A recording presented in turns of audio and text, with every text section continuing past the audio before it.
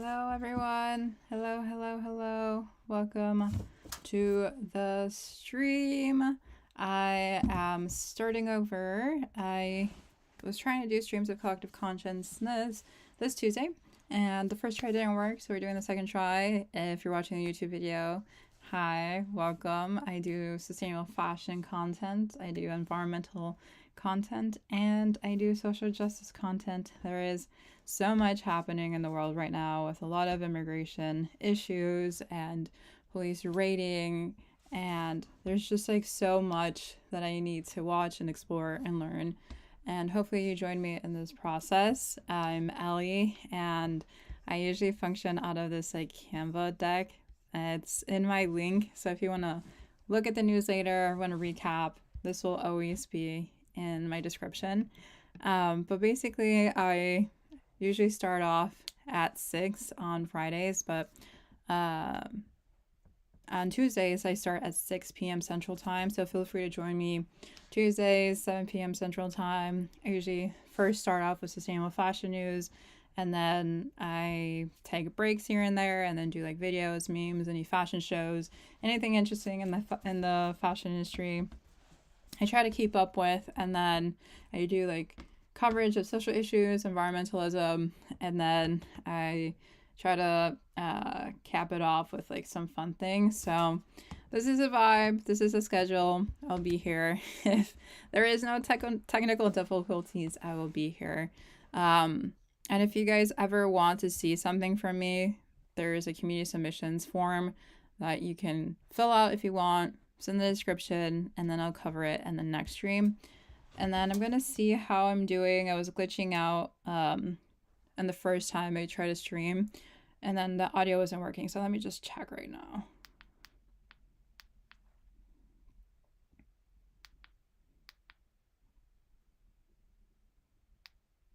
Okay, so the audio is working. Just had to make sure we're good for the rest of the day. But yes, if you ever want to stalk me, my information is here. If you want to learn about me, if you want to discover how to get connected, how to like support me, feel free to do that.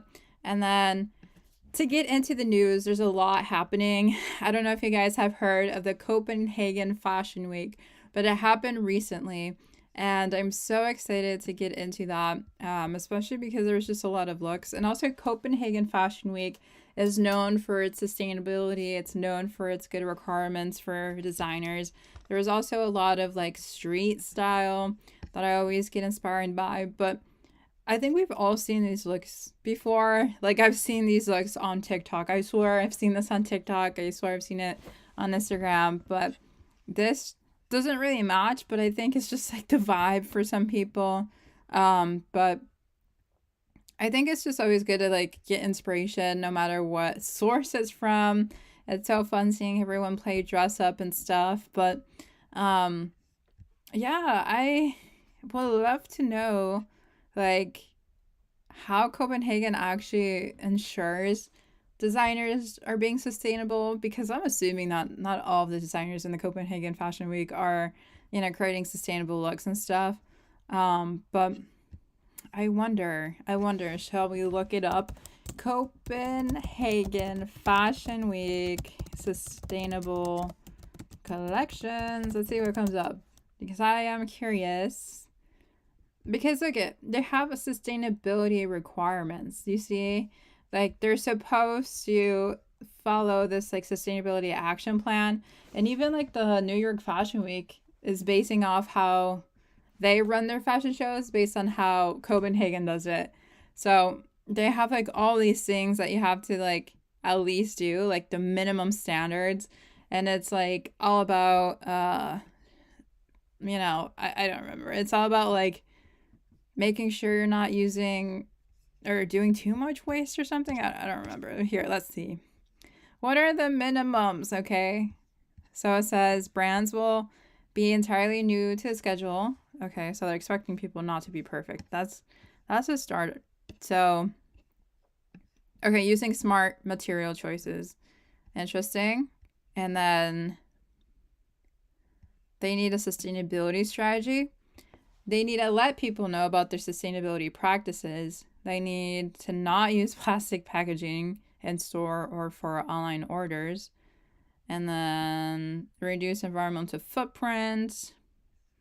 They need to sign ethical charters, reduce emissions, carbon footprint. We gotta reduce that too. Care about human rights, value like the quality of products. So Copenhagen Fashion Week is like such a great example of like what we can do across the globe. So I'm hopeful that New York Fashion Week like actually cares too. Like they actually like, you know, follow through. I don't think it's gonna happen this year. It's already passed either ways, but maybe next year we'll see better things happening. But a lot of like the magazines I saw on Copenhagen Fashion Week were focused on streetwear for some reason. I wonder if there's like any good YouTube videos on what Copenhagen Fashion Week did on like, I guess a summarized point. Like I don't want to watch a million fashion shows. I don't want to watch a million fashion shows. There's a vlog. I didn't know people vlogged. Oh. It's just I don't really love watching millions and millions of fashion shows. Okay. What are girlies wearing in Copenhagen? That was 8 months ago. Maybe this is not what we're looking for. This is street style. Specific style and oh no. Okay, guys. I really do need to get an ad blocker because this is not helping. I was seeing in a social media post too that they wear a lot of sandals, and that's what was one of the main takeaways for the magazine that was writing the article. I'm scroll happy right now, guys, because I just want to see like the main takeaways, I guess, but it seems like I'm not gonna find that. Is that on the website? Main takeaways? I'm running on time. Running on limited time. The thing is, there's a lot of talented designers, but I think this is just illustrating that it's just hard to know, like, what is sustainable, what is ethical. Like, I don't want to spend loads and loads and loads and loads and loads and loads and loads and loads of hours just trying to investigate who is actually, like, the good sustainable collections. Like, how am I supposed to know? How am I supposed to know this? Like, I don't even know where to Google.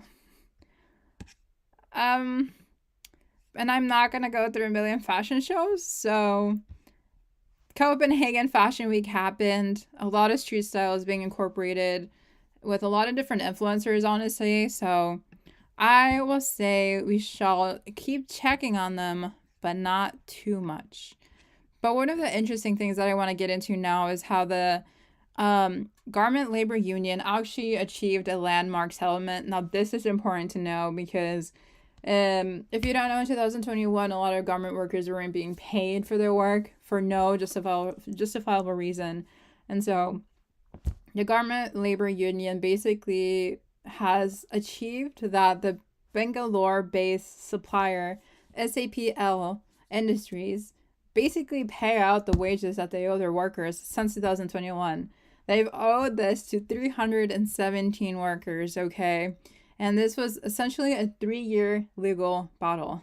Can you imagine what it's going to take to keep all the brands accountable in every single aspect they do if it took 3 years of legal struggle to pay just 317 people what they were legally owed for their work in 2021? But I'm optimistic still, but it just kind of shows how they just need a lot of like legal protections and legal strategy, I guess, to like move the needle of like ensuring that legal responsibility is taken by suppliers and like fashion people in general. Because I mean, we need to follow labor laws, but then like suppliers just take advantage of how lax things are in certain countries and then don't feel the pressure or the accountability to pay their actual garment workers. And so it literally takes years and years and years and years of struggle to have people like our brands do the basic thing for the garment workers, which is to pay for their labor. And the article explains how SAPL Industries basically has brands like Primark in it, Only and Sons, which I'm not familiar with, The Children's Place and it's the Children's Place India Private Limited. There you go. Is that the full name of the Children's Place? And I think that would be a big brand name if they always included it. But these are like brands that we know and love and we shop for. And then it said that my chat was disconnected and connected. Oh, okay, sorry. Tech difficulties again. No, we should be able to chat. If you put something in the chat, it'll work. But basically the statement, going back to the article, is just like saying that they were able to get 317 people their wages. They were able to like really fight and achieve a win despite how strong fast fashion, suppliers and brands are. Yeah. Oh my gosh. It's 3-year battle. Can you imagine battling something for 3 years and finally winning? And then they explained that such a decision would also have significantly advanced the growing framework of global regulation on business and human rights, aligning with initiatives like the recently adopted Corporate Sustainability Due Diligence Directive framework. A detailed explanation behind the theory of JEL and implications it has for global brand accountability can be found here. So I think it's like a step to the right direction. We definitely need, more suppliers, more brands to take accountability and not just like get away with so much exploitation without any legal battles attached to it.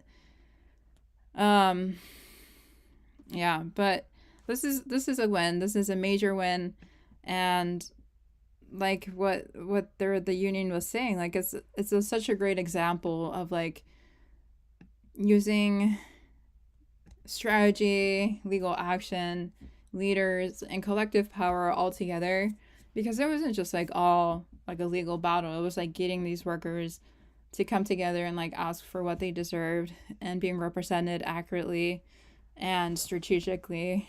But unfortunately, there are other similar cases where garment workers are still not even paid for the labor they did back during COVID. And there's similar cases where they're trying to get like their what they call lockdown wages. Those are still pending, but hopefully, get they get their wages, because that's just not justifiable. Can you imagine like going to work and not getting paid and then finally getting your pay after 3 years? Like, what the heck's? Why did it take so long? Like, it's just unjustifiable. It's not justifiable. It's not how you can just do this. Like, how are you this greedy? I can't find the words to even describe how greedy and insidious this is for brands and suppliers to just like take advantage of garment workers and then just be like, yeah, we'll pay you eventually, if at all. Like, what? Like, workers are going to work for a reason. They don't want to wait 3 years to be paid. Like, come on, people. It's common sense here. And then for other news, a sharp pivot, but a similar pivot. We're talking about Shein now. So I keep hearing that they want to improve their processes, that they want to like, become more sustainable. They want to create a circular fashion industry. And they're creating all these things, especially with the emergence of a sustainability manager. His name is Iman. They now have like more initiatives, and one of those things is a polyester recycling process, which I'm not familiar with because I haven't read the article yet. But if we take a look at it, it's written by Fashion Dive. They're such a great place to get news from. And it says that the fast fashion company intends to transition to using 31% recycled polyester in its clothing by 2030. Okay, let's be optimistic here, okay? Let's be optimistic. It says Shein has developed a polyester recycling process designed to reduce the heavy use of virgin polyester in its clothing production, according to a press release last week. The process, Wait, what? Sorry, I lost my place. It says the process accepts both pre- and post-consumer polyester feedstock, including textile waste and PET bottles. Through this new process, the company says it intends to transition to 31% of its polyester used in Shein branded products to recycle polyester by 2030. So in 2030, that's in 5 years. So they want to use recycled polyester. That's still using like polyester. It's still gonna take forever to break down, isn't it? So like, how are they gonna deal with it once it's in the landfill? Like, they're still okay with using just a lot of waste? Still, like, are they still okay with the thing taking 500 years to decompose? You know? Okay, but moving on. I'm optimistic. And it says, okay, deep dive. Shein said it will make the new technology available to selected partner fiber manufacturers in an effort to expand the process from laboratory size to a large commercial scale. The company added that it expects to begin large-scale production in June with an annual target production capacity of 3,000 metric tons. So they're scaling. It seems like they've already been testing this for a long time, but now they're like getting serious with it, which I like. I respect. Yes, so the audio is still okay. Just checking on that, making sure. I'm paranoid.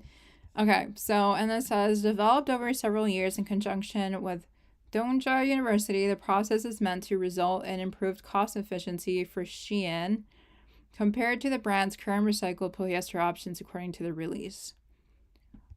They are working so heavily with this university. Whoa. But the thing is, like, they're training students to be part of the process, but I don't know if it's necessarily good that Shein is collaborating with so many youth, so many college students. I mean, it's giving them good experience and it's connecting with professors that are knowledgeable about certain things. It's just, at the end of the day, I think we're heavily influencing young, emerging workers to be part of this said solution when Shein is like one of the biggest perpetrators of the issues in fast fashion. But they said they're going to use mechanical and chemical processes and they're going to continuously recycle their things and not like really impact the material properties. So like, I think that just proves like we can have recycled polyester, but it'll still take years and years and years and years for it to break down. Because if it's not impacting the material properties, like it can retain maybe similar strength, maybe not entirely the same strength, but like similar strength to like, I guess, an atypical polyester Shein shirt. And they explain that they're leveraging innovation and technology to help solve industry-wide challenges. Okay. And this says it's a critical step towards our goals of reducing our reliance on virgin polyester and supporting a broader industry transition. I think 30% in 5 years is a very low goal. I don't think it's ambitious given how bad the fashion industry is, but it's something. But equated to how much they're producing new things every second, not too optimistic over here, but it's something. It's something, okay? Right now, they only currently use 7.9% recycled polyester versus their goal of 30%. So that's not a huge jump, honestly, but I wonder why it's taking them 5 years to bump it up so much.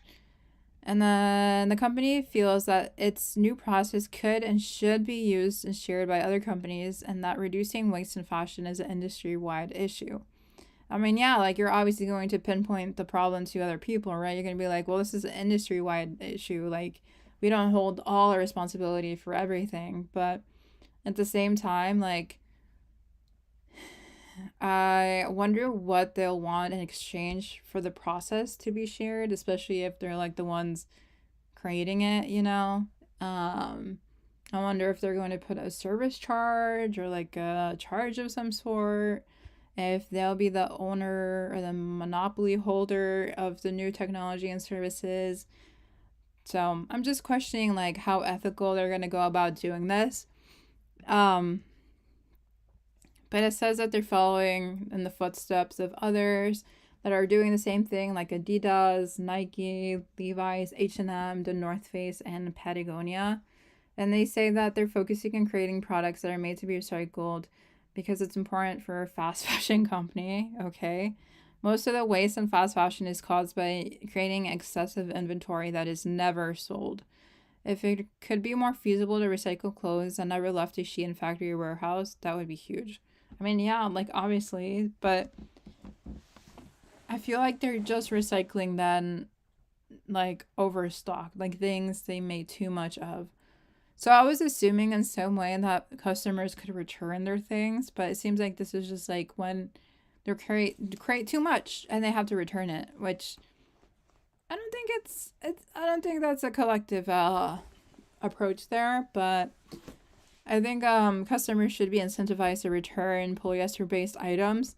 And so Shein can further, increase their efforts in recycling the polyester within their products so they can continue to create more like recycled polyester versus just like taking excess inventory and using that.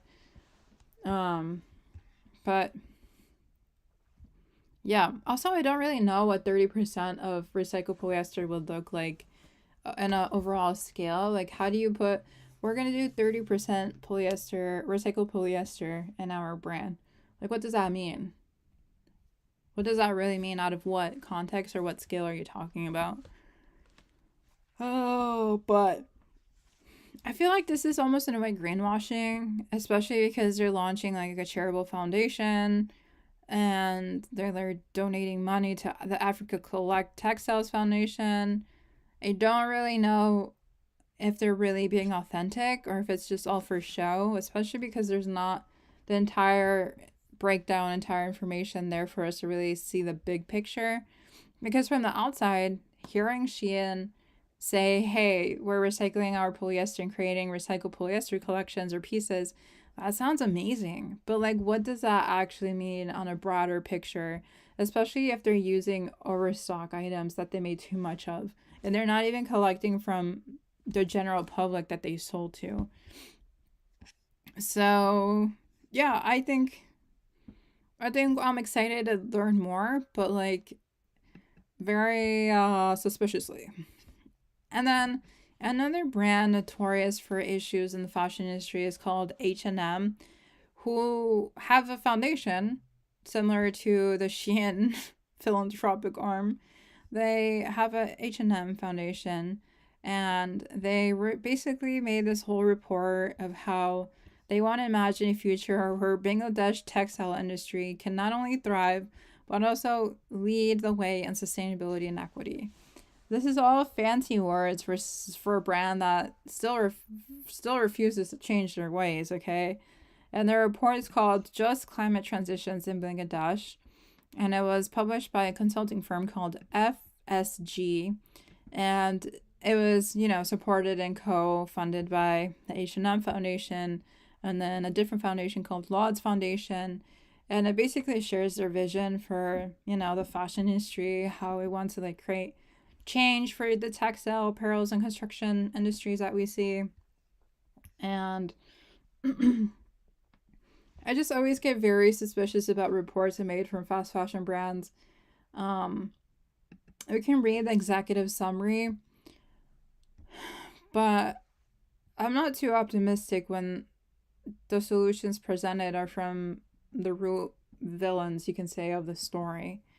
Like, I don't know how much I can trust H&M in giving us a just transition, especially in the fashion industry. So, I mean, the report does address how Bangladesh is like a vivid example of the opportunities and risk of transitions to climate change. They are the seventh most climate vulnerable country globally, and is experiencing extreme weather events like heat waves, cyclones, flooding, and business as usual is like, I guess, not safe anymore for them. There's like rising sea levels. It's going to displace them by 2050. About 20 million people will be displaced exactly in Bangladesh by 2050. And it's going to cause, a loss of labor. Obviously, people can't work when they're being displaced, and it's going to cause a lot of money to be lost in the market. So I think in a way by them saying We're going to lose working hours and money. It's just like a warning for businesses to care about the climate because it's going to affect their profits. But yeah, exactly. Proactive investments and just transitions can bring opportunities for businesses and countries and mitigate physical and transition risks. Basically saying if you don't want to lose your money, care about the planet and the people in places like Bangladesh. I think it's just appealing to businesses about the climate crisis and how we should just care. Oh my god. This just like makes me overwhelmed to the point where I'm just like yawning. Like, yes, we know the problem here. Oh, look at this. They say the best case scenario, named Green Forest, envisions a world where sustainable fashion is a global norm. Bangladesh's textile and apparel sector has adopted low carbon processes, sustainable fabrics, and climate resilient practices. The textile and apparel sector has prioritized agency and inclusion of and accountability to workers, and the development of multiple other sectors has led to a low youth unemployment rate, high wages, and good working conditions. Yes. I want that too. Okay? I think they have a good vision, but it's like to actually create a green city, it's going to take a lot of like global and national infrastructure. I like how they're being visionaries. Like I think we all know this is necessary, but like H&M funded this report. They themselves know that it's going to take a lot to get here. So I wonder how H&M or these other brands see themselves supporting national economies to grow, how they see themselves creating low carbon and climate resilient and adaptive construction, how they see themselves prioritizing agency and inclusion. Like, how do they see themselves working towards this vision, you know?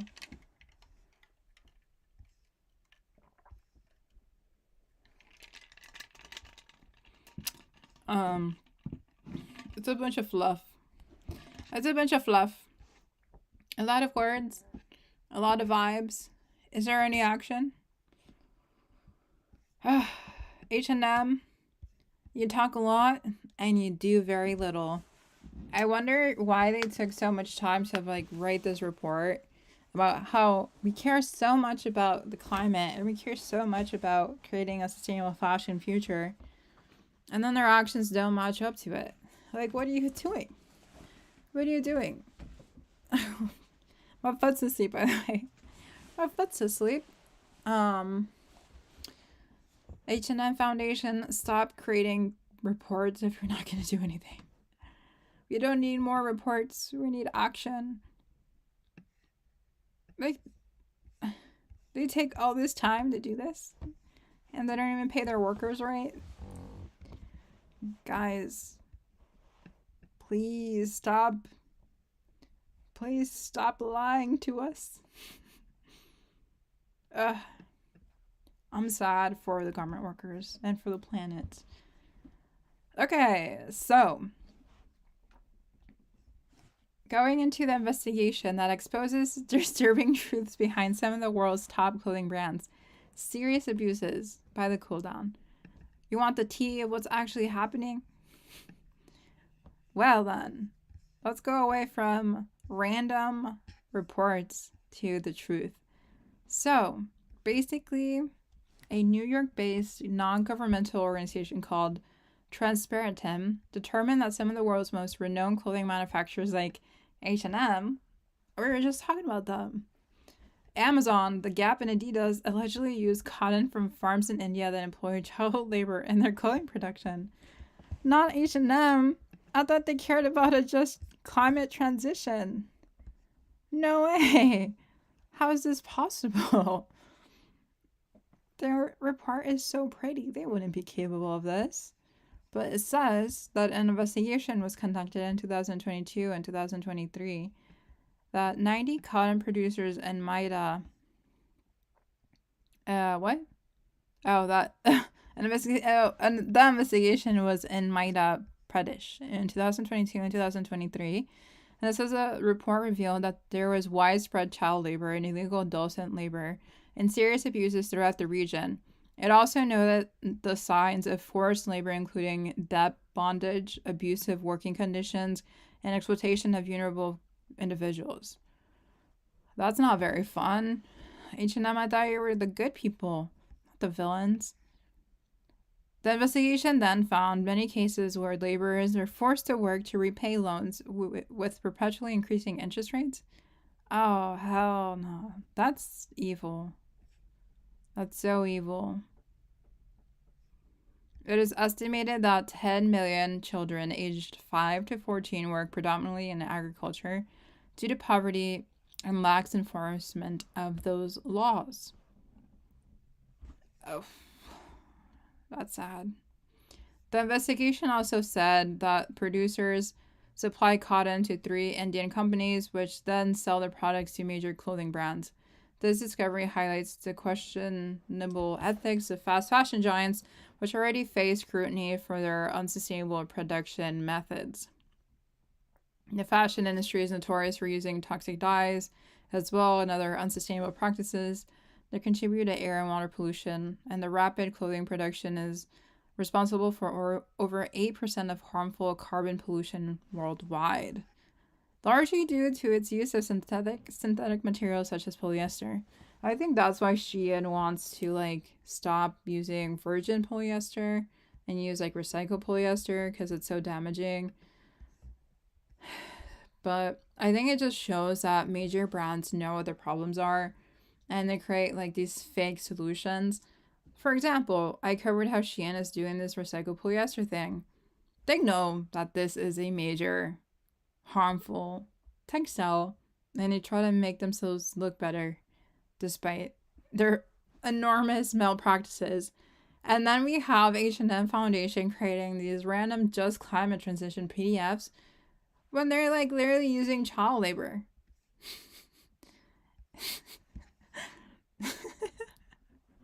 Oh my god, the irony is so astounding. They're just covering themselves up. They're trying to cover themselves up so much. Ugh. I don't know what else to say, but I can't trust fast fashion brands no matter how many pretty reports they create. No matter if they say they care, I don't think they care.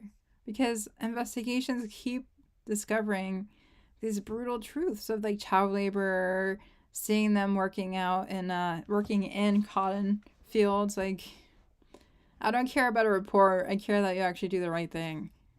When will fast fashion brands change is the question. When will they really change? And I think we need more accountability. We need laws, we need policies, we need, worker rights, worker power. But the good news, to get into a more positive route of thinking here, is that the US Compass emerged. It's basically an initiative in Europe that is trying to help the fashion industry a bit more. I've heard it here and there. But the European Commission has presented what is the Competitiveness Compass, which is the first major initiative of this mandate. And the core areas for this is innovation, decarbonization, and security. And they're complemented by what is called enablers, which is simplification, lowering barriers to the single market, financing competitiveness, promoting skills and quality jobs, and better policy coordination. And all of this is to say, it's giving more of a framework to, work towards better technologies, to reduce the impact of certain industries, to create more clean products, to work towards climate neutrality, okay? So it could actually be a way to move forward with sustainable fashion brand if more sustainable practices are prioritized in certain markets. I think it just shows that there's more laws and accountability metrics, more frameworks on I guess country level than ever before, and it'll be connected to corporate law, to labor and tax laws, I think innovation will look different to every market, but I do think within like sustainable fashion, an innovation is like, how do I reduce how much carbon emissions we release throughout the production supply chain, you know? So it's not a one size fit all thing, but I think the European systems, the European lawmakers are just kind of thinking about things a bit more than ever before, and it's good news. It's exciting news. It may not seem like a lot from the outside, but given what I've been covering right now, like disturbing truths in fast fashion brands, I think we're willing to like find any good solution to like have what we want to say is sustainable prosperity. That's a hope that I feel like I want to reach in the world. Sustainable prosperity. So I'm excited to see what happens with the EU compass, what that really means. So I'll look out for that and what that will mean for the sustainable fashion world.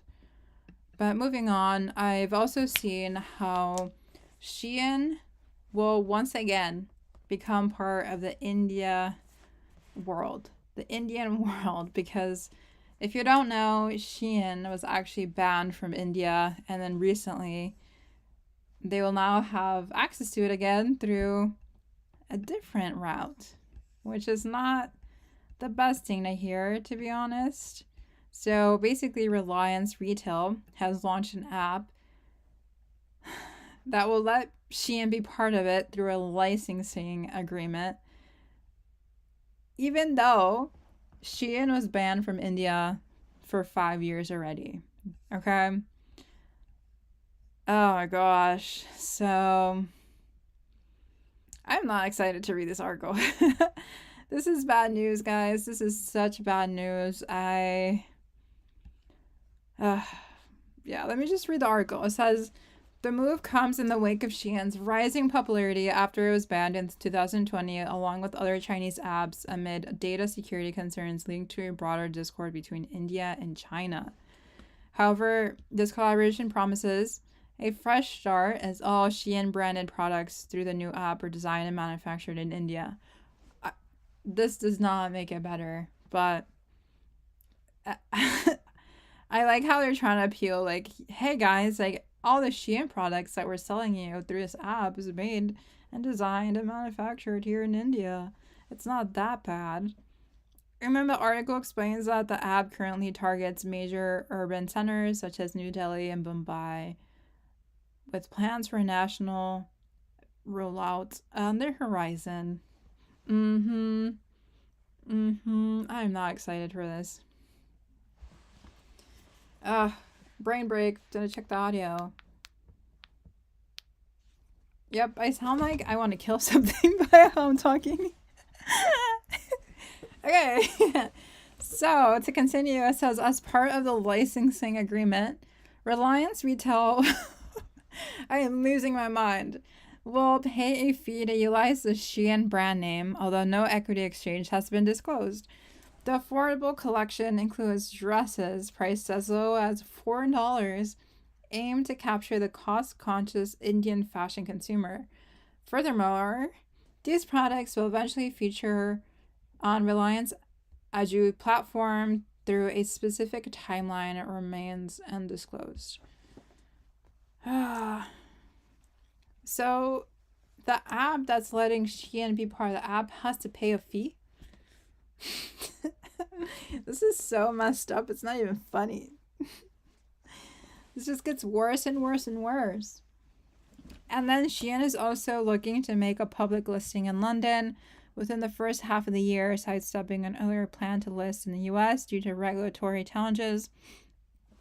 Yes, I've heard about this. I don't even think if this is gonna happen because they're getting beaten up all the time. There's like a meeting of some sort where they were like asking them how their production methods were like, or what their production methods were like, and they were just not answering very clearly. So hopefully they don't go or able to go public in London, but let's see the power moves they move forward with, because We cannot doubt the power of Shein. Because, yeah, they can be recycling their polyester, but then they do stuff like this. So, I don't trust Shein. I don't trust it. Moving on. News-wise, Glossy came out with an article that says, fashion brands are balancing returnary losses with resale revenue. If you don't know what returnary is, it's basically when in January a lot of people return stuff. So it says January has been a pain point for retailers known as returnary. In the industry, the month commonly sees a surge in product returns, particularly items from holiday sales. This year, brands are doubling down on resale strategies to mitigate losses and extend the life cycle of returned goods. Again, I'm not excited about this. I don't think it's ethical for brands to go to resale to make up losses, but it just kind of shows how some brands are just reselling their stuff because there's money to be made and they see it's popular right now.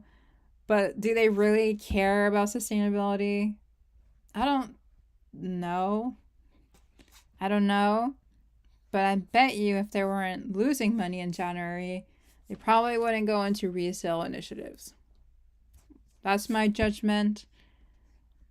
But I cannot learn anymore with y'all because I'm not going to pay $400 for an annual membership. So I'm moving on. I am moving on. Thank you, Glossy, but no thank you. Alrighty, moving on.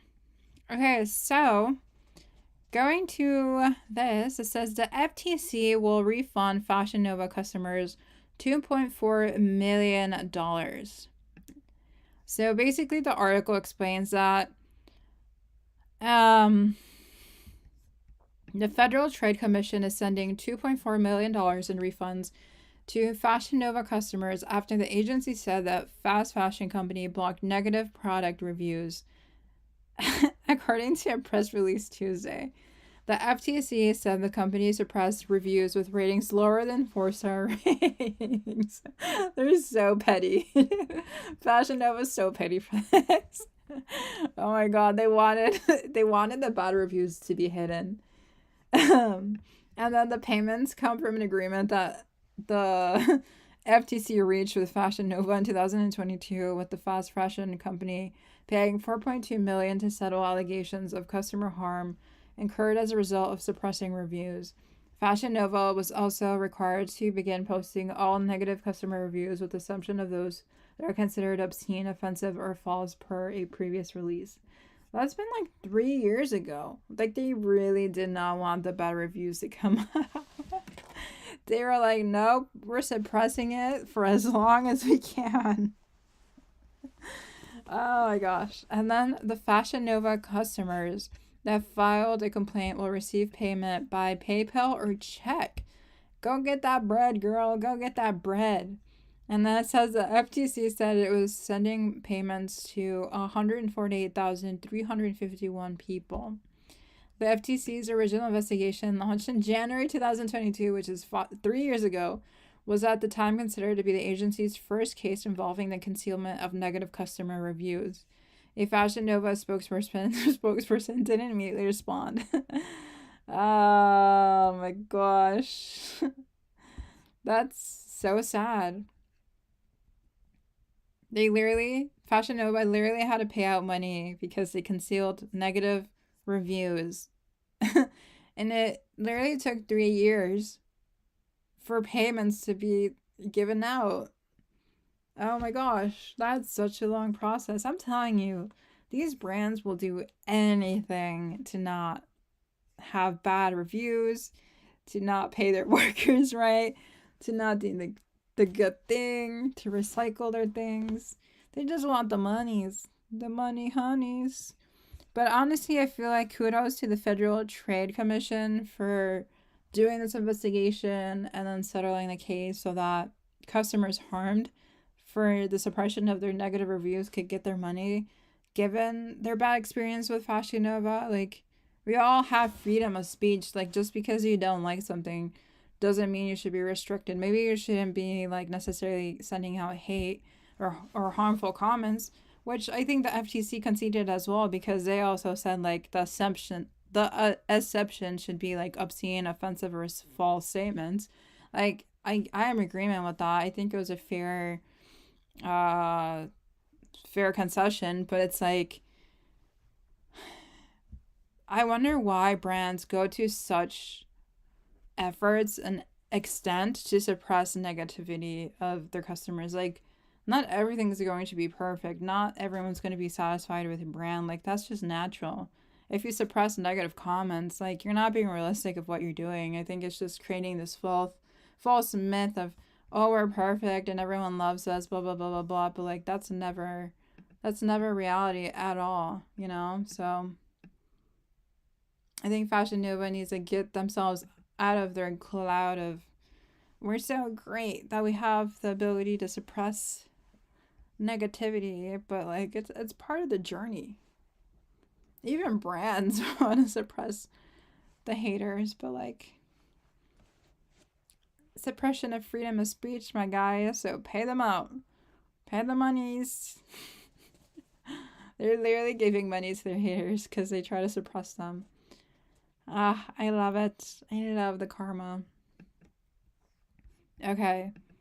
So going into another article that I saw, which is really important. So if you guys are not aware, housing is so expensive. I think we are all struggling with that. But affordable housing is just getting more and more difficult. There's a lot of homelessness given social inequities and struggles of life.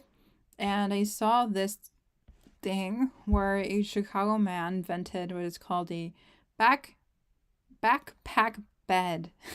I cannot say backpack bed, and is on a mission to give one to every unhoused person in the city. I'm personally living near Chicago, and it's super cool seeing this be a temporary solution, because it's a temporary solution. It's not ideal, but like, it's better than nothing, you know? Obviously the ideal solution would be affordable housing, but obviously like we should do something where we can. And basically it's estimated that there's 1,600 people that are unhoused in Chicago, and the backpack bed rolls out into a insulated mattress and weighs only 6.6 pounds for easy carrying.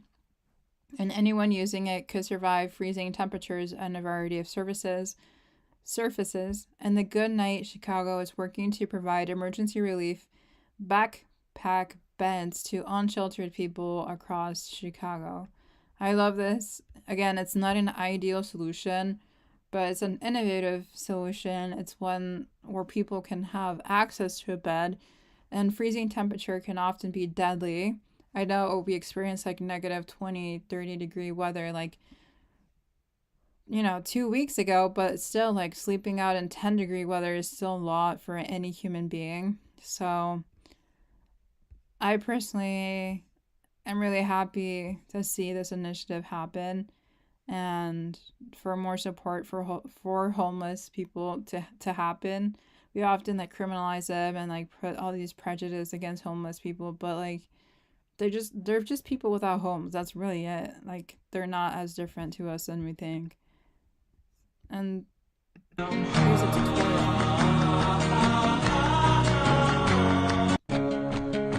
It's super easy.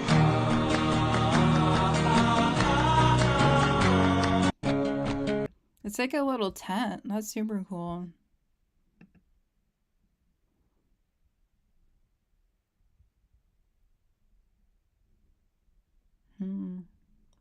Now that you've got this backpack bed, what's it mean to you? It's like my own private house now, you know. It means I'm not going to get wet and the bugs aren't going to eat in your life, so it means a lot. It's like someone's actually taken the time. It's all right, mate. You're a survivor. Yeah. And Carl's your mate, looked after you. Yeah.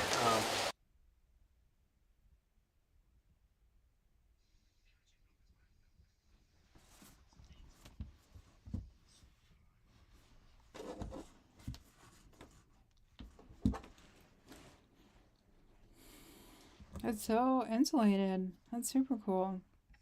It's like a pocket tent. Full body insect protection, emergency blanket. It's been provided to 30,000 people. That's super cool. It's just, people can fall into unfortunate events that all compile together and then they end up on the streets. But I think ideally people should and can provide a supporting hand in whatever way. And hopefully, you know, we can get people out of those situations and have them have support and stability and maybe a job or maybe mental health services. You never know what a homeless person is going through. So I love when, like, I guess fashion and innovation create solutions, even if they're like temporary like this. I think this is more of a need for us to have and to do versus, like, I guess, quote unquote sustainable fashion collections, because it's not directly really helping those in the most need, the most vulnerable. So I truly respect these initiatives, and I think this is what we need to be focused on when we talk about innovation or like immediate solutions to what's happening in the world. So kudos for these efforts. I love it. It's called the backpack bed for homelessness, or home for homeless. Yes, perfect. Also, I saw how the Stanley Cups are coming to thrift stores. Now, we just saw this dear, like, homeless situation, and then we go back to the reality of overconsumption and materiality, which is like such a juxtaposition, but it's our world. But yeah, the Stanley Cups are coming to the thrift stores. I feel like they were just popular a couple months ago and everyone wanted them. Now they're in the thrift stores, so we should definitely watch this video.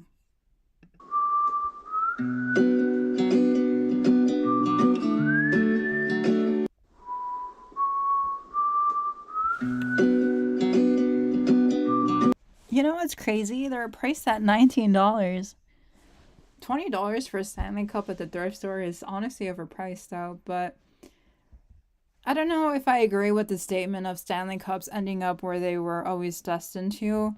I think she was, in a way, predicting that it was just going to become a waste, that it was just a trend, that people wouldn't really care about the item. It was just like the next hype thing to have.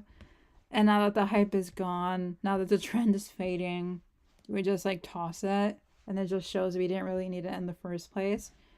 But like I hope that people actually love their Stanley Cups for years and that they didn't give it up. That was my self-centered hope, because people just seem to love it so much. All the colors, all the vibes. Like, why wouldn't you keep it? But then this girl commented, "Oh man, this is such a painful representation of hyper-consumerism." Yeah. It's been literally months. These were so popular a couple of months ago.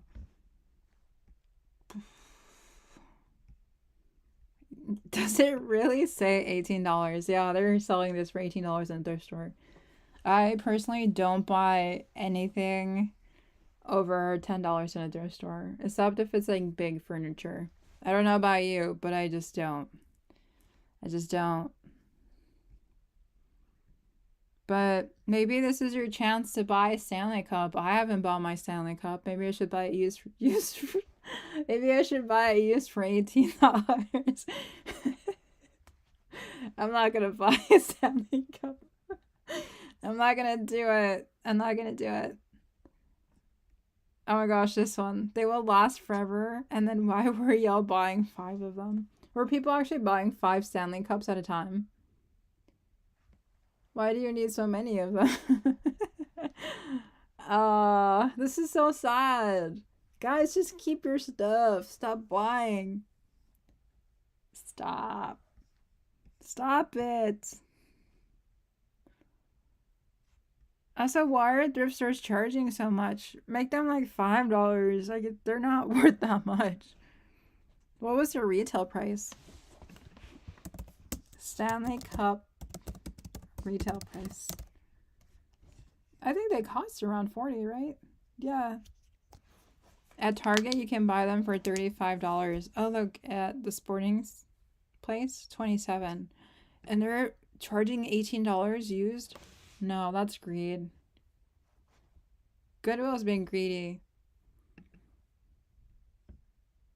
Dang, that's not fair. They need to lower it. Okay, I'm moving on, because what the hell is happening? Just keep your bottles in your room. That's it. Keep your Stanley Cups. Pass it on to future generations. Okay, so going back to important things, there is a reflection that I really enjoyed looking at. It centers Indigenous knowledge, and it's been published on the Global Fashion Agenda. It's written by Ana Sofia Vargas. So it says, what does it mean for sustainability in fashion to move beyond individualistic strategies and adopt a collective lens? Good question. Andrew Digby, that's an interesting last name, of New Zealand's Department of Conservation, reflected on birds near extinction, posing a vital question. When you have a bird of those sorts, which might die, how much effort do you put into stopping it from dying, and what does that mean for the wider population? This underscores a crucial truth. Sustainability is not just about saving isolated pieces of the puzzle, but understanding the interconnectedness of all life forms. Yes, I agree. I was just thinking about how the Stanley Cups are part of the puzzle. Keep the Stanley Cups alive in the room. Don't let it go extinct. Yeah, anyways, by going back to the article, it says fashion must confront a similar challenge. The industry cannot continue extracting from nature under the guise of eco-friendly marketing while perpetuating exploitation. True sustainability demands a shift to a collective thinking, one that centers Indigenous knowledge as a cornerstone of respect, reciprocity, I cannot say that word, and holistic thinking. Designers like Corinna exemplify this by weaving Indigenous heritage into contemporary fashion, showcasing storytelling through textiles and visual art that preserves culture and communicates values. Through this lens, fashion can transcend commodification and become a medium for cultural preservation. Furthermore, Indigenous practices are not relics but living systems of wisdom. For example, Zapotec weavers in Oaxaca, Mexico use natural dyes from plants, insects, and minerals to create patterns reflecting their cosmology. Another word I can't say, cosmology. That's cool though. These traditions exhibit the roots of sustainable practices and balance and respect for the land's rhythms of time. Yes. Hello. Do you say enough? ENUF by MNT. Hello. Welcome. This article is cool. I've heard about the Oaxaca weavers, and they're such a great example of like Indigenous and sustainable practices in fashion. The article continues on to say that unlike some sustainability frameworks, which often fixate on consumption and resource efficiency, indigenous knowledge integrates spiritual, cultural, and collective well-being. Nina of the Sada Yaku community in Ecuador explains in Quechua. Oh my gosh, all these words are so interesting, but I cannot say them. In Quechua, the term Gasakasha, which means the living forest, embodies a worldview where rocks, trees, and rivers are imbued with rights, relationships, and personality. I was having an argument yesterday that fish didn't have emotions, and I was arguing that they did to my brother, and he insisted they didn't have emotions. And then we have people that are saying that rocks, trees, and rivers have personality. They have, relationships and rights. I think I would be arguing with my little brother for days if I mentioned this. people are entitled to think what they want, but I think this perspective is a little bit more aligned to what I personally think, because I feel like everything has some sort of energy, some sort of like vibe to it, I guess, if you want to call that a feeling. I think everything in a way has feelings, and that everything is kind of living, but I know a lot of people don't agree. But yeah, the article then explains that this perspective dismantles siloed thinking, encouraging us to view challenges like climate change, land rights, and exploitation as interconnected ripples in a shared ecosystem. Fashion has a responsibility to lead by example, and moving beyond tokenism requires reparative action to address historical harm. Initiatives like the LUUMAC, a collective empowering indigenous artists and women in Mexico, and the Cultural Intellectual Property Rights Initiative, which protects creators' ownership of their designs, showcases how fashion can foster symbiotic relationships with communities and ecosystems alike. Yeah, I've heard of the Cultural Intellectual Property Rights Initiative. Such a great initiative, I think. Intellectual property rights is such a legal battle, and I think fashion lawyers really grapple with like what is really yours and what was stolen, and what can you put ownership over. And that in itself is like a very gray area, because like what is yours when people can be inspired by other stuff and we borrow the ideas or like colors or textiles. So it's all a journey. It's all a journey, but there's like straight up brands that just steal very obviously, take the entire garment and like copy it exactly. And I'm like, yep, they were definitely stealing. There is no way around this. They definitely just do not care about the artisans or like the people that originally made it. And then the article ends off by saying, while individual action matters, the industry must reframe sustainability as a collective effort rooted in indigenous knowledge. Yes, girl, preach. Not just a nod to tradition, but an essential path forward. Yes, Anna, go, Anna. When we choose to honor indigenous knowledge in fashion, we're not just promoting sustainability, we're engaging in a profound act of reconciliation. Yes, yes, queen. And then it finishes by saying, the earth remembers the harm caused by exploitation, and so do the communities whose land and traditions have survived. Centering indigenous voices is an opportunity to begin repairing these relationships and envision a future where fashion heals instead of harms. Yes. I love this. Go, Anna, go. And this is a Gen Z perspective.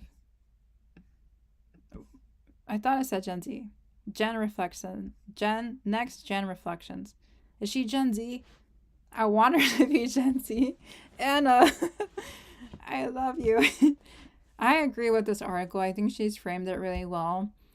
I think we're all interconnected and we kind of forget that in the process of everything. So I'm excited to see how we continue to work together, how we can see things be alive, and how we can heal collectively, and have some like cool values in there and cool artisans and cool artistry and ethos.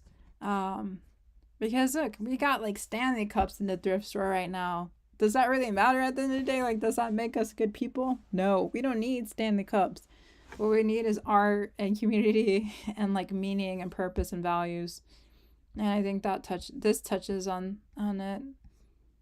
So yes, we need indigenous knowledge. We do need it. Perfect. I think I'm gonna now go into the fashion show section of the live stream. My analytical thinking brain is kind of burnt, and maybe yours is as well. It's 8 p.m. Central Time here, and I've been working all day, so I'm going to show y'all these fashion shows just because I think they're pretty. I think it makes fashion be more of an artistic, pursuit versus what we usually find in the mall, which is like standardized fast fashion pieces. I don't really believe in like luxury fashion or haute couture, but I think it inspires us and allows us to envision fashion as beyond what we typically wear and know it as. So I just see this as more as an enjoyment of what fashion could be versus what we normally engage with. But I don't really support luxury fashion because it's very classist and it's meant for the privileged and like we don't really need it at the end of the day. But I think it's pretty. I think these things are pretty. Okay, so I'm just gonna watch some fashion shows because it's pretty. I hope you understand. I think one of the ones that caught my eye was the Elie Saab Couture collection. I've seen their work for years. I grew up with this brand personally.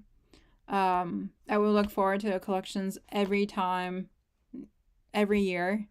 So yeah, I really wish I knew how they made this collection. Like, was it made by artisans? Like, I don't know. I don't really know, but you can tell there's a lot of details in customization and attention to the craftsmanship, but I don't really know the story of it, unfortunately. I think it's this one.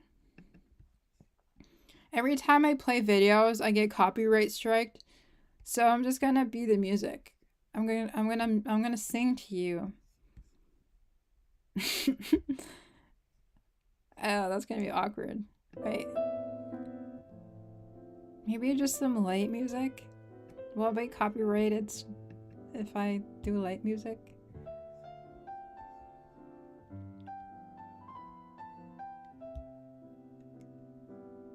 I don't want to watch 18 minutes of this.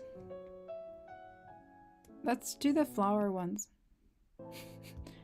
I lead the way, you watch. Isn't this so beautiful though? Like, I just really wish I knew how they made this dress. Because it's amazing. See the beauty? It's so beautiful.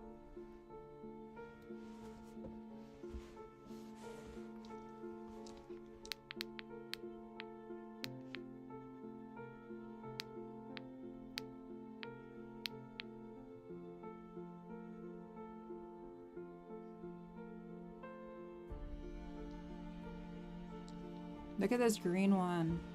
This one's beautiful.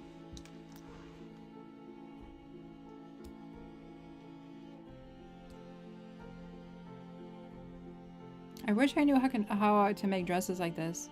If I could make dresses like this, I would never buy anything. That's the truth. Like this, I would wear that to McDonald's.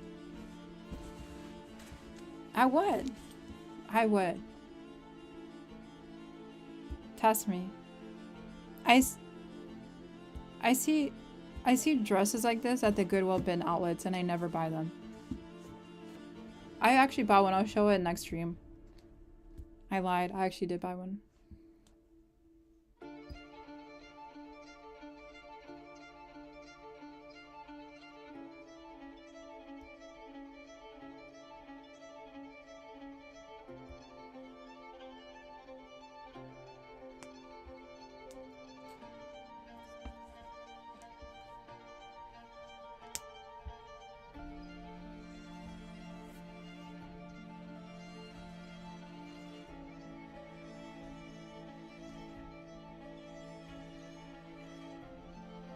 I would wear this to Costco.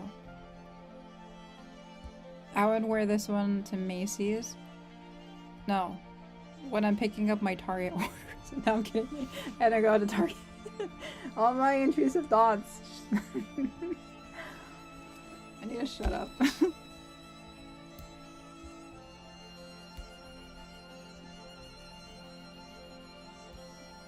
This one's pretty.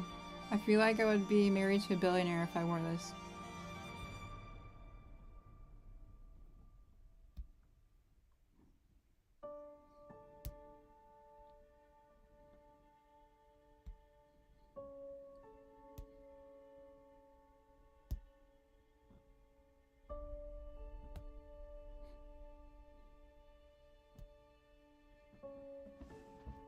Do you think I'd be confused as a disco ball?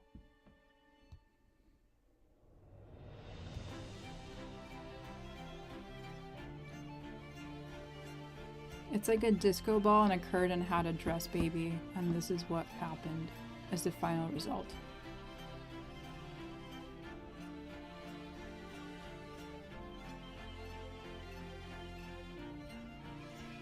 I'm gonna get copyright striked on this music, I'm sorry.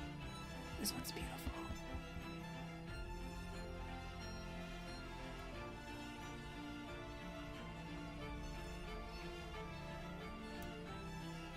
This one.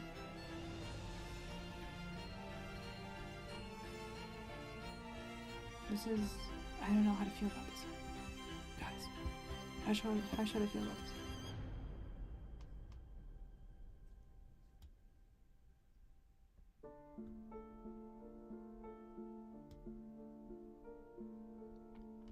Why do they look like curtains?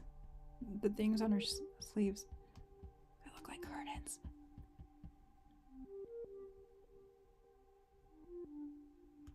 Ooh, sequins.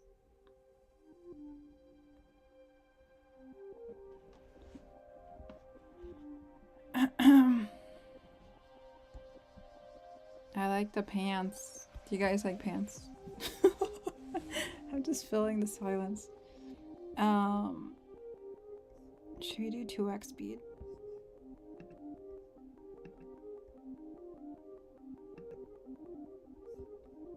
Yes. I'm sorry. I should keep it normal. Here. This is good. This is good. See, I'm telling you, this is curtains. This is curtains.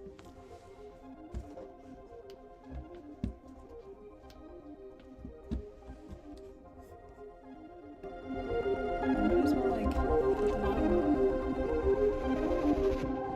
Either way is...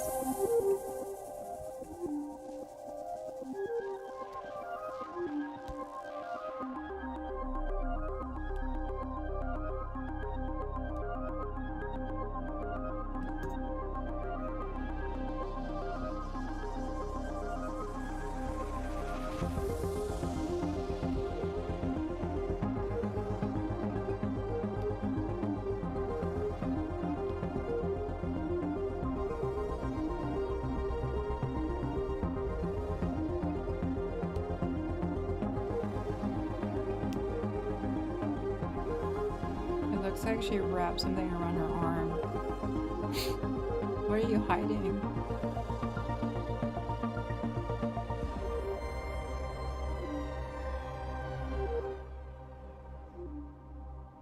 Oh. Are you 50 or older? Oh no. No, no, no, no, no, no. We're just trying to watch fashion shows.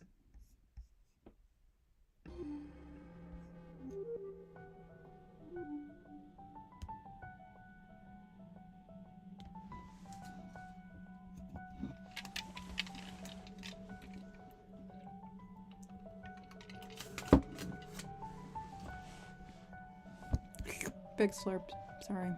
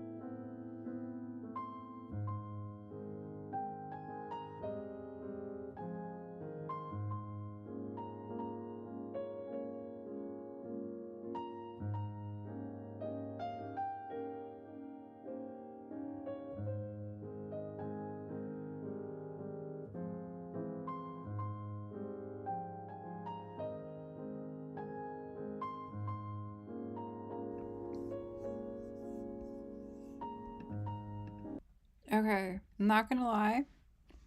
We got a lot more stuff to cover. I love this collection though. I think it's super interesting. I like how at the end they have a full rundown of all the looks. See, if this is not me, I don't want to get married. Okay.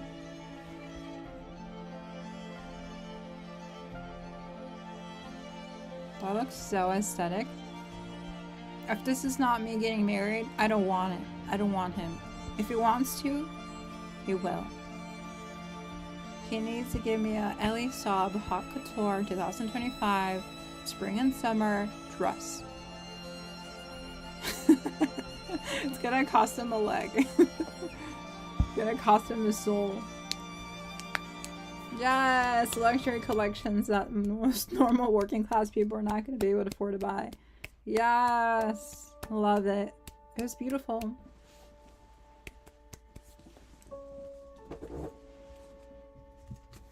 Yes, queens.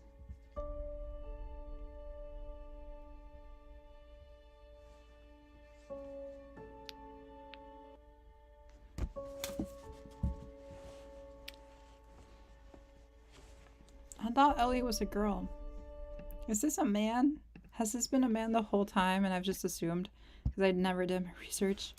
No. Are my dreams broken?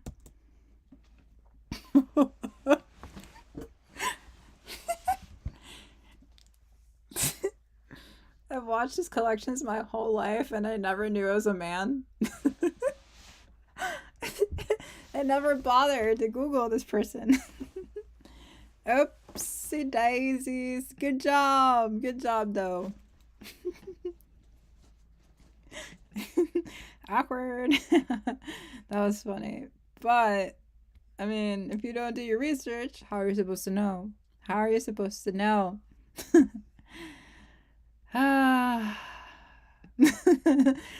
Okay, so another interesting collection that I saw was from Iris. She was basically like doing a lot of like sculptural work, as you can see here. Very interesting pieces. Very artistic, and I'm super curious where she got her inspiration from, but it was explaining how she has a unique take and that she was just experimenting with new design practices, materials, styles, and silhouettes. This one's really cool. Super cool.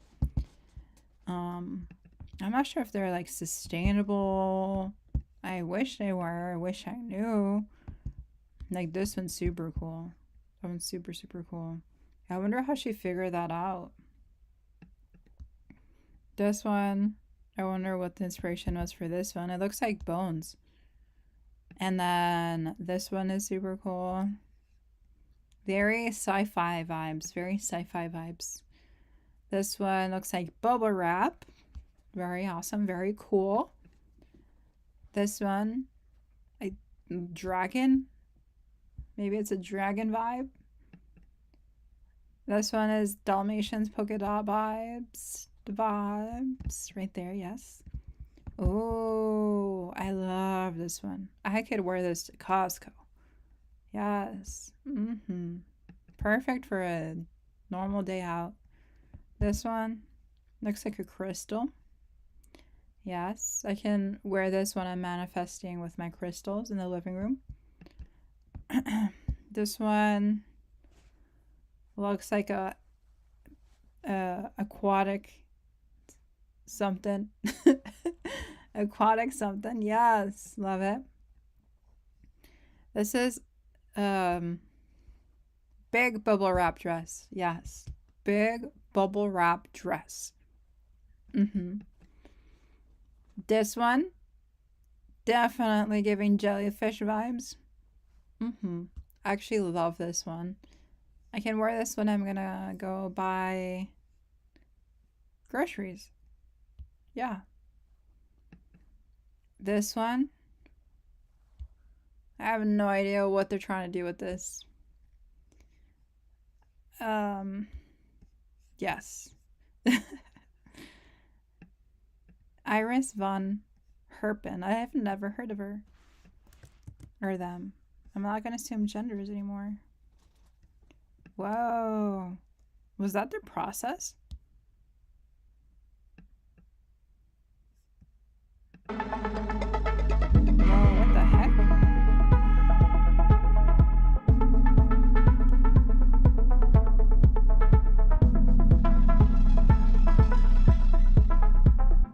I have no idea what's happening.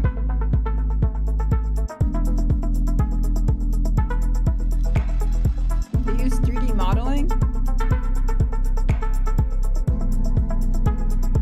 What am I looking at?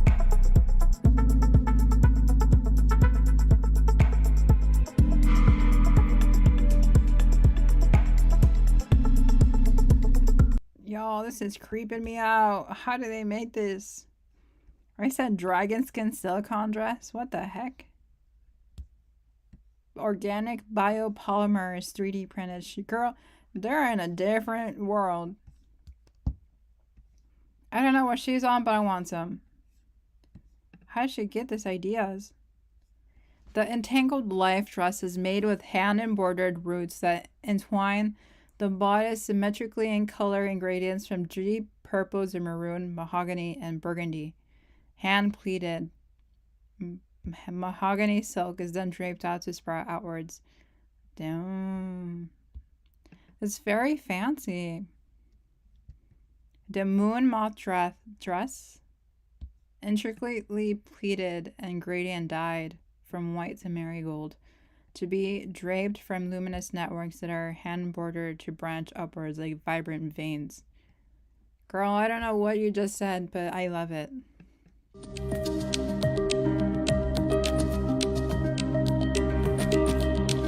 Yes. She's in a different dimension, and I'm just here to support. That's all I gotta say. I have no idea what she's doing, but I'm supporting it. Girl, I think you're a genius. The welt gown embodies meticulous beading, where thousands of gradient pearls create hypnotic patterns that flow down onto the voluminous silk drapings, echoing nature's sensory patterns. Yeah, she's definitely in some different plane of existence that I have no idea how to compete with.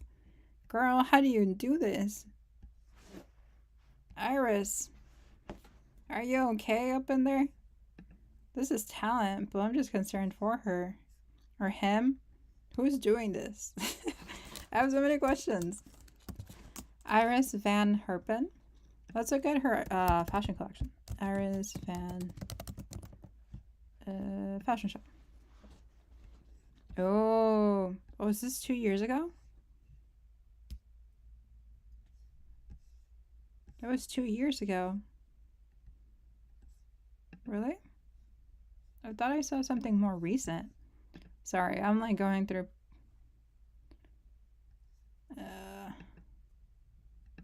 She came back, but this seems similar. 2025. Let's just put that. Let's see what comes up.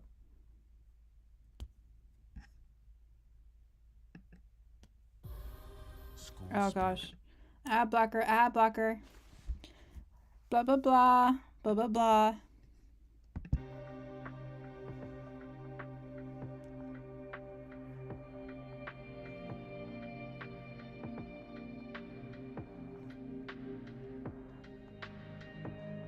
Very fancy.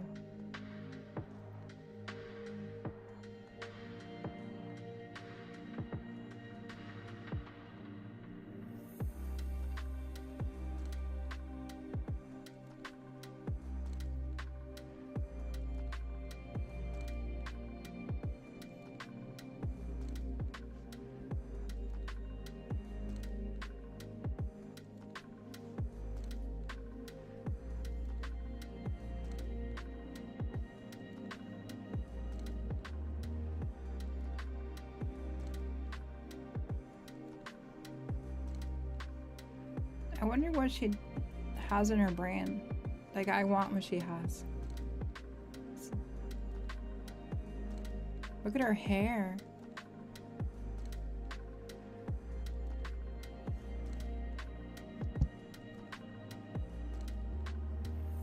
I used a lot of gel.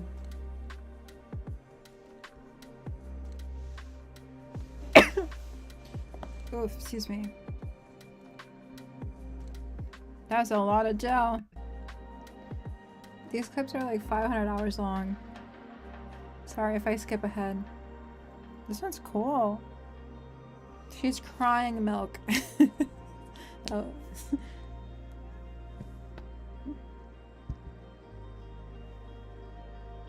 She uses a lot of 3D models, like model designs. Super cool. I've never heard of her before. I wonder what her ethos is. Is there an interview?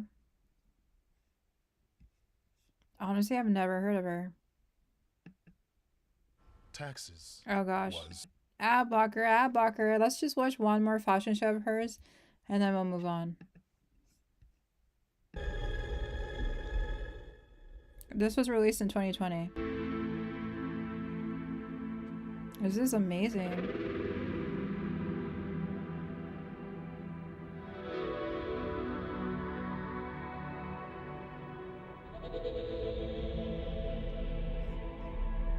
Whoa.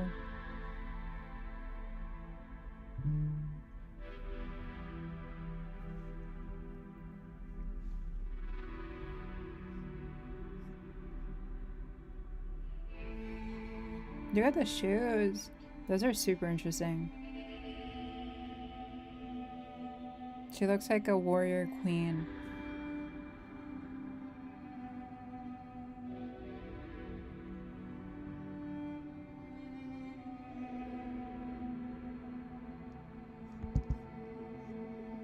Gotta speed it up a bit. Oh, look at this one. This one's beautiful.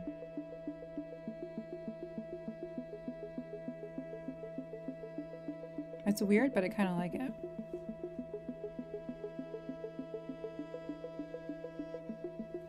Again, the shoes are so interesting.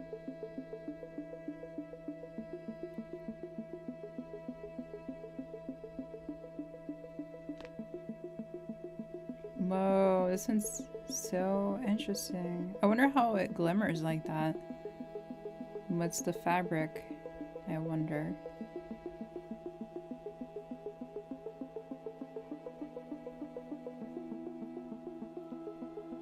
The fabric is very interesting. I've never seen a texture like that.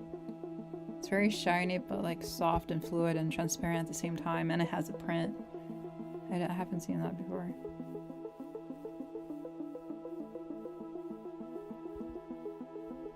I love how it flows.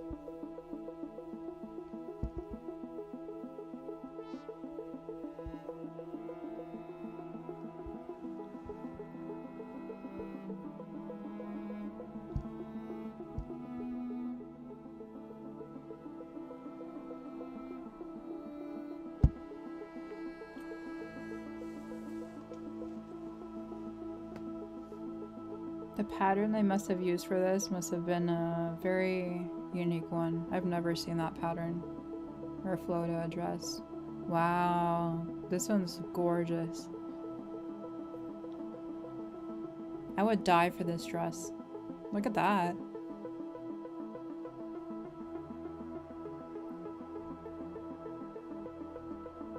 So cool.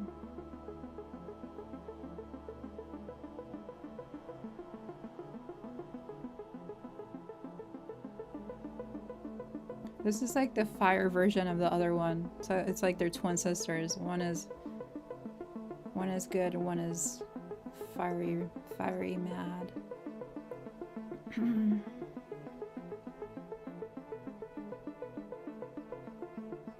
There's a lot of textures going on, but it's interesting.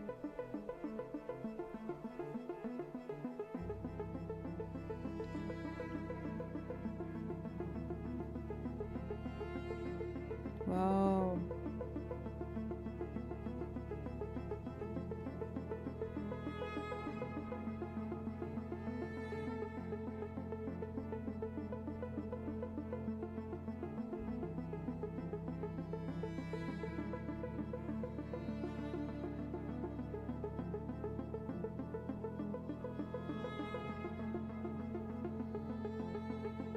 This one is gorgeous. Kind of reminds me of an axolotl fish. But like warrior vibes. Oh my gosh, this one's so beautiful. If someone gets too close, I'll stab them. Look at this one. Wow, what the heck?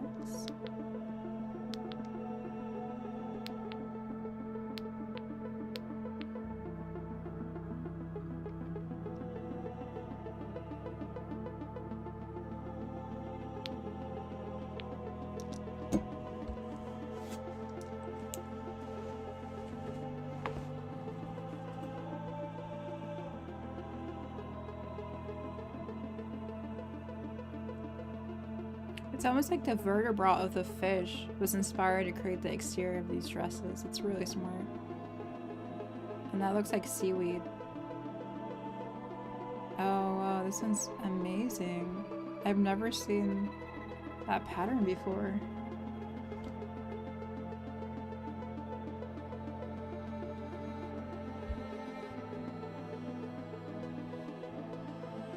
I wonder how they made that dress.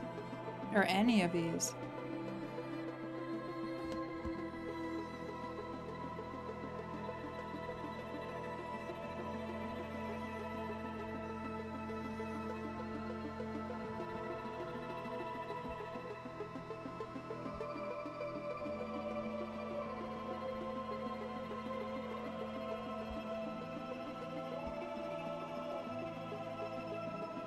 This one's flowing. It looks like it's underwater by how it moves with the air. See the back of it? That's really cool.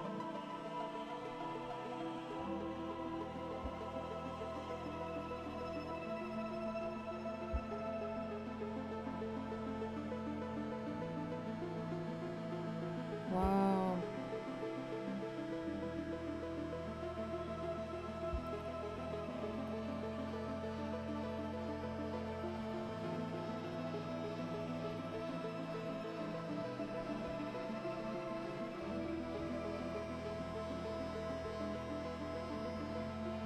Wow, this one's amazing.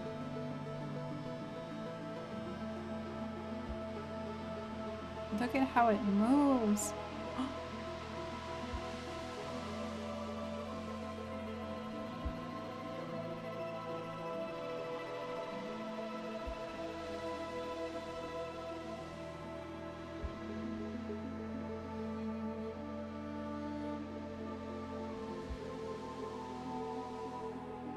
It's gorgeous.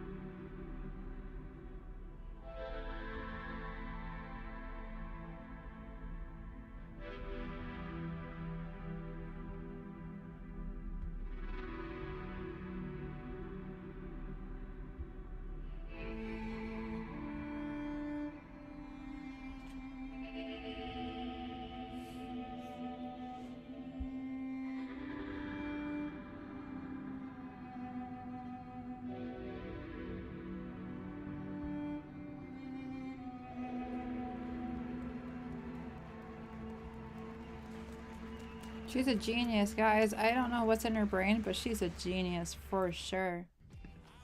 No, no, no, no. Ad blocker. That was so beautiful. I don't even know what to say. But wow.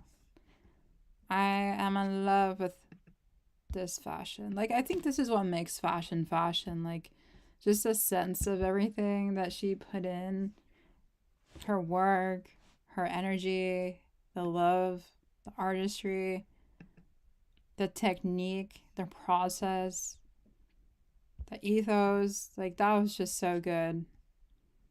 That was 10 out of 10. Ah, love.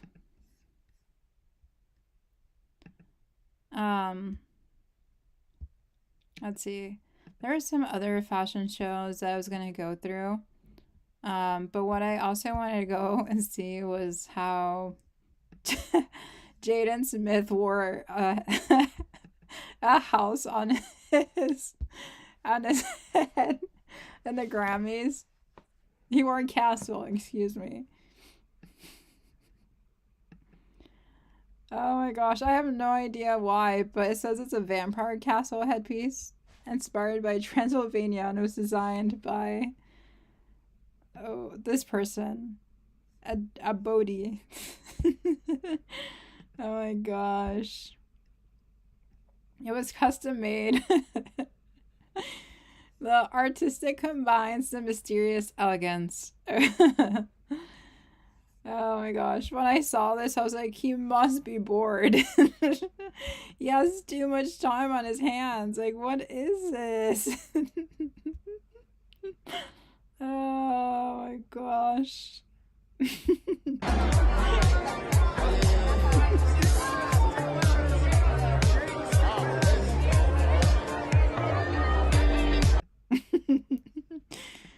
His eyes are so blank too. I don't understand, but I mean, it's a vibe, it's fashion.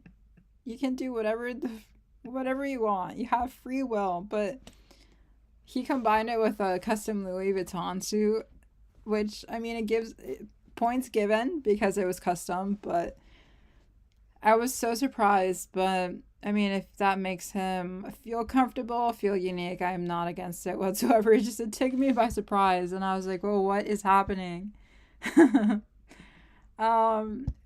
Yeah, and then one of the interesting things that I saw was that SAPL Rowan basically used the Grammys to demand livable wages and healthcare for artists, which I'm sure you've already seen, but it's great that there's this new era of musicians and influencers that are advocating for rights, especially in a very mainstream modern platform like the Grammys that often can get swayed based on personal influence, personal wealth, personal gift giving of sorts to get to where you want. So I love this speech. I ever won a Grammy and I got to stand up here in front of the most powerful people in music, I would demand that labels and the industry profiting millions of dollars off of artists would offer a livable wage and health care, especially to developing artists.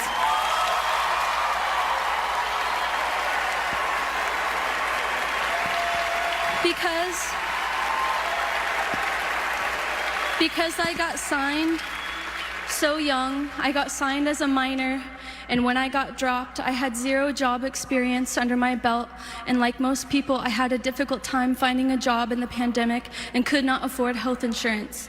It was so devastating to feel so committed to my art and feel so betrayed by the system and so dehumanized to not have health. And if my label would have prioritized artists' health, I could have been provided care by a company I was giving everything to.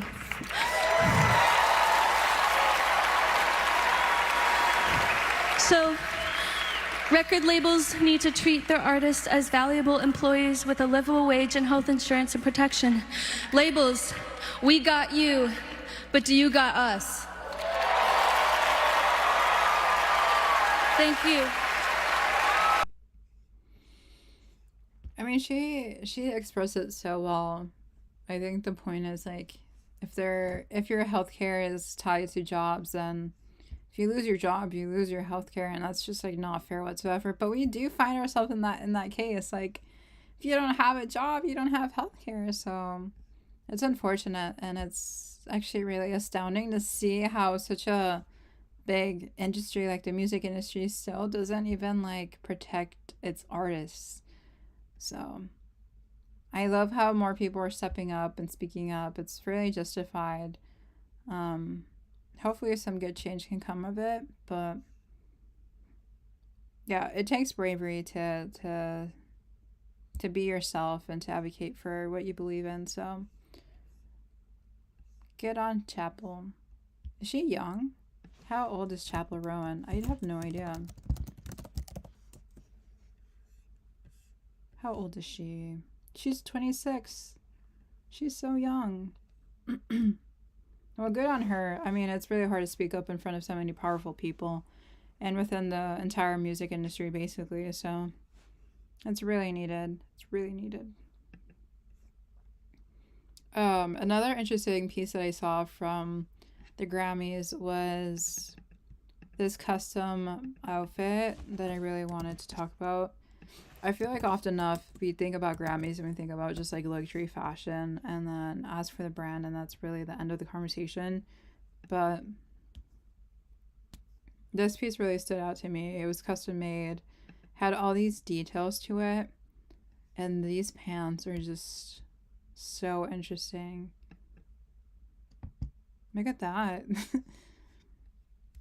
I wonder how she sat in the car. That's the true question. How did she sit in the car, or did she put them on later? But they're super cool, and I think people are trying more and more interesting custom made unique pieces that I'm excited to keep admiring.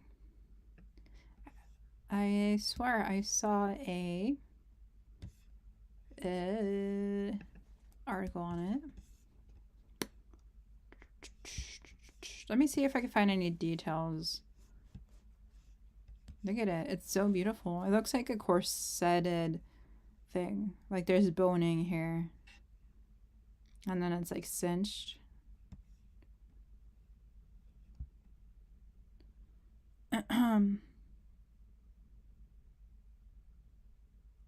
It doesn't say the process of how it was made, but it's a really cool look. Very interesting. I feel like these are pieces that end up in museums. Like you don't really see these outfits anymore. Oh my gosh, I'm getting tired and I'm getting so overwhelmed because there's so much else to read. Okay. I'm gonna look at this. So Megan Thee Stallion was someone that debuted in Couture Week. I like how more celebrities are like supporting fashion that's like more luxurious or handcrafted, but it's still very inaccessible. Like just because it was handmade or just because like they're a part of the process doesn't make it any less classist or out of reach for the normal working class. I just think it's really good to see more awareness of how much it takes to like make things and make like sustainability and craftsmanship more mainstream, but it's still outside of the reach of the mainstream person, to be honest. And also like this isn't something we would normally wear. Obviously luxury fashion is like not for the normal person or for normal wear, but it's good that there's more detail and nuance. It's just it's still not what a commoner would need. So what are those nails? How did she do that? That kind of made me feel a certain type of way. What was that? If those nails were weird. I don't know what those were. But one of the last things I wanted to see was the immigration protests happening across the nation. One of them that happened was in LA. In LA, there was just a bunch of protests, and they shut down a lot of streets. And I'm Lou Parker. Let's go to Rich Prickett. He's overhead in Sky 5 with more details. Hi, Rich. Hi, Lou and Glenn. Yeah, two groups have now merged together here in downtown. We saw a large group that was marching through downtown, as well as another large group that was in front of City Hall. Now they have joined together to form about 700 people, LAPD is saying, here along the 101 freeway on the Spring and Main overpasses here. You can see just a large crowd it's relatively peaceful at this point. Much better situation than what we had saw yesterday, where protesters were making their way onto the 101 freeway. CHP, they have now closed down a lot of the on-ramps to try and restrict anybody from getting onto the 101 freeway, either cars or people that are on foot. We'll stay overhead and keep an eye on this, but this large group here is in solidarity for Day Without Immigrants movement, as well as in protest of President Trump's crackdown on illegal immigration. Live in Sky 5 and Rich Prickett. Send it back to you in Hollywood.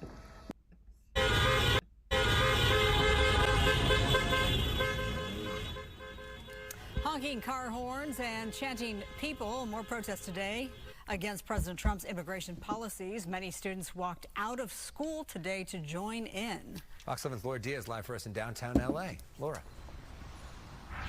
Yes, we've been here since this morning. It was very boisterous, but not violent. That's what I witnessed. Kids who were very passionate about their message. They were young. Many of them were from the local high schools. But you get a glimpse now of what we saw.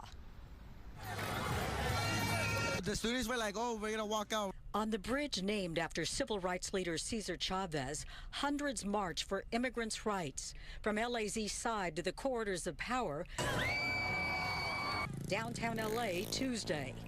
Meanwhile, new legislation was introduced by LA Councilman Hugo Soto Martinez and several colleagues to protect immigrants in the city. Los Angeles will not be complicit. We will use every single tool to protect our residents. The new Know Your Rights campaign includes lawyer advocates and notifying work sites of ICE raids. Activists crowded the street in front of City Hall with signs and chanting. My grandparents come here to work so hard, and then they had to get out. They had to leave because of Trump. Shortly before 1 o'clock this afternoon, these large group of what was mostly students descended upon Gloria Molina Park. Many of them told me that they were from schools on the east side, and they wanted their voices heard on this afternoon. The demonstration was peaceful. No arrests, according to the LAPD. We saw Mexican flags flying in the wind, and flags like this one with homage to America and Mexico. Since my mother came from Mexico and I was born here, I'm American. Since I'm born here, the Mexican part stands for my mother. I'm proud of everything. I'm not going to disrespect this country. I've seen people burn the flag. No, I'm not here to do that. I'm here to show up for my people. I'm not here trying to... These kids should be in school. I know they should be in school, but at the end of the day, this is our culture. We're here to make a stand. We walked from City Hall to Olvera Street as protesters continued their trek. The student demonstrator told me she's an AP student with dreams of being a lawyer. Her parents have no papers. I've had a conversation with them. We've had a plan. We make sure that they know what their rights are, because regardless of where you come from, you have rights here in America. Schools like Garfield and Roosevelt were represented today. Some of the students told me that they normally attend classes there. They felt passionate enough to walk off campus today. Most of that information was spread via social media. I can tell you this, though, the school district didn't want their kids out here. They encouraged students to stay on campus where they can be safer. Coming up in just a minute, we're going to have more about a dust-up that occurred just a little while ago. I'm Laura Diaz reporting live from downtown LA, sending it back to the studio. All right, Laura, thank you. Okay.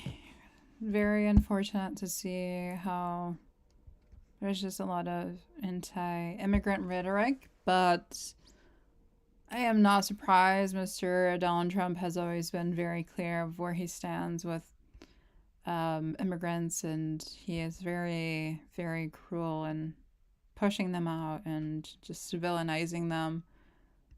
So I'm really proud that more people are like protesting and standing up, and hopefully we can see some positive things from all these protests. Hopefully we can see more protections or initiatives where we don't, go in and start forcibly entering houses. I know ICE and the police have just been entering and grabbing and arresting people that are illegal and then realizing that they're citizens, and then they just say, oopsies, we were racially profiling you. No big deal, you're free to go. But it's very scary times that we're living in. I know these people are afraid to go and protest, but they still do it because they care and they want the best for their family, for themselves, for, I guess, their country as well. But I would stay vigilant against Trump, I guess, is what I warn to anyone. But yeah, that's basically something that I wanted to close off with in terms of social justice news. But yeah, hopefully you enjoyed today's live stream. It was a pretty chill one.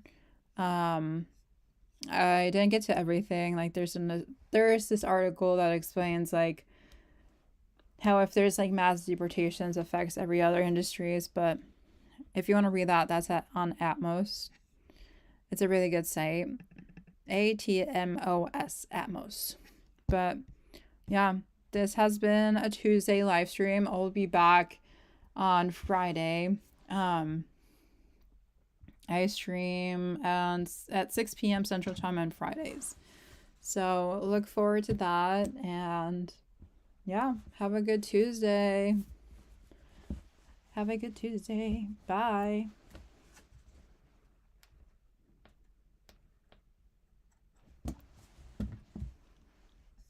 Let me turn it off.